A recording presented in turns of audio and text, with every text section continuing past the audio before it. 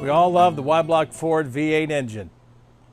The 239, the 256, the 272, the 292, and the mighty 312.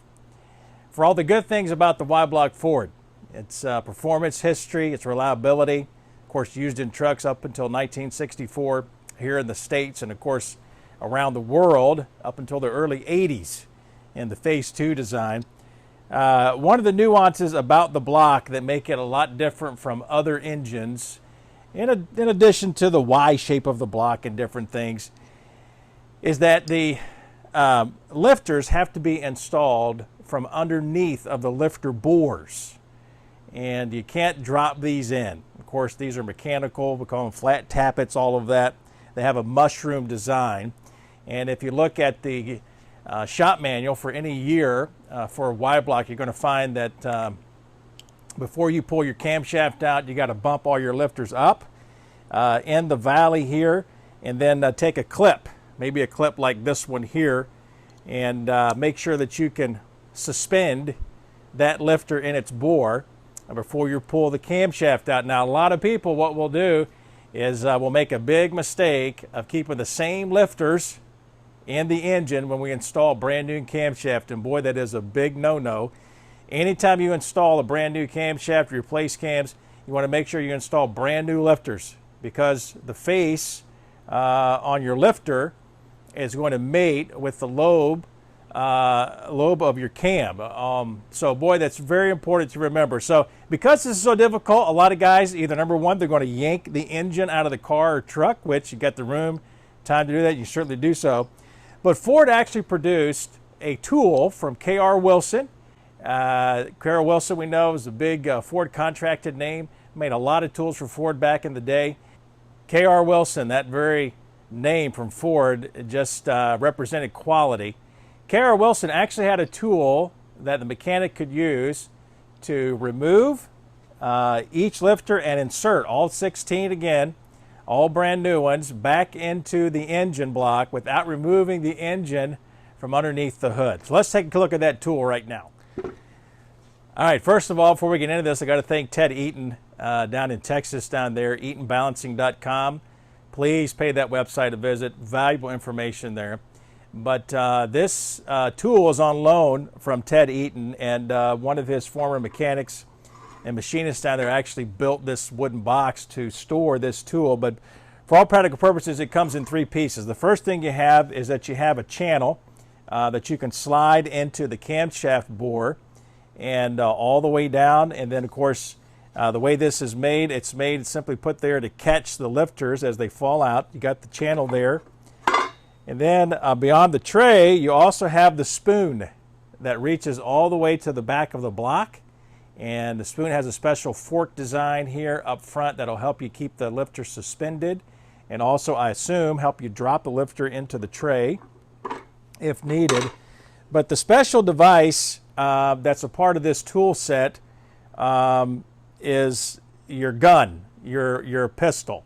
And basically, you can tell this is in the shape of a gun, and it looks like it has a little trigger mechanism on it here. But for all practical purposes, this is meant to hold the lifter like so.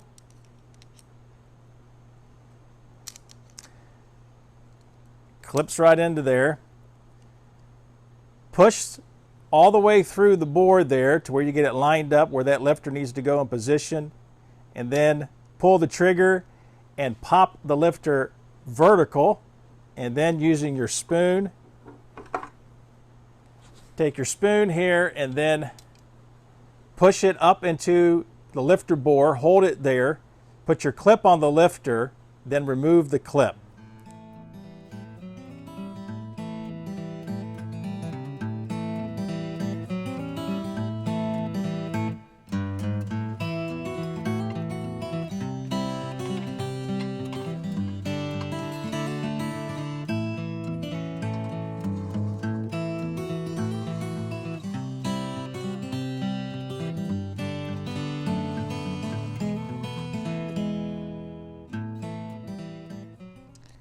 Once the lifters drop to the tray, you take your pistol tool again, go all the way down, And then you can hear that snap right there.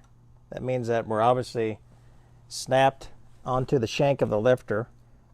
Bump it up a tick of the lifter, then take your other tool. You can see this here, your spoon. Let it ride down in there. Push the lifter back up a bit. Hold it with your tool. See this here. Slide this out.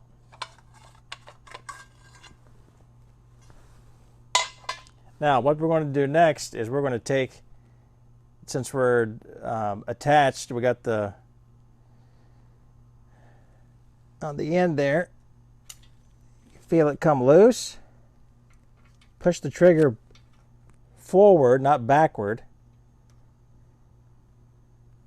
And there we go. Now we're out. Of course, you can imagine reinserting and taking the tray in and out for each one had to be time-taking process. So how do we, when we get our new lifter, how do we do this? We just put it on the shank here with a clip on the end. You see how that rotates. And with our pistol grip, we just go through the bore. And this is the tricky part where we have to get lined up. And then once you're inside, of course, there's four. We got the mains in here, so there's kind of 4 cavities where your lifters can go. Obviously, 4 to each bank set aside per cylinder. And you get inside of there, then you pull your trigger, and it'll pop it up in the air. And the trick is to get the lifter at the correct angle to go up into the lifter bore. It's going to be somewhat of a chore because it can be a little bit on the difficult side to find, because remember at this time your oil pan is on and you can't see anything. Now I've got the luxury of this being out of a vehicle. Imagine this being in a vehicle and trying to go through, obviously where your radiator sits and everything. You got that pulled and you're trying to go underneath the hood.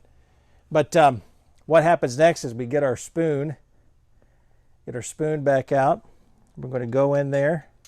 Of course, all the while, try to make sure you don't ruin any cam bearings. Get the lip of that, and I'm going to pull this back out so you can see it. Get the lip of the spoon right there on the edge of the face of the lifter. There we go. For all practical purposes, that lip, when we pull the clip, that lip stay up against the lifter itself, put it up in position, and you can, I want to grab the camera here and show it to you how the lifter is now up in the air. So let's take a look at this. You can see where that lifter's popped up now. We can get our clip and clip that into position. To know if you can see how far that lifter up is there with the spoon grasping that, and put our clip on there, and there we go. We're good to go. We've got one down, 15 more to go.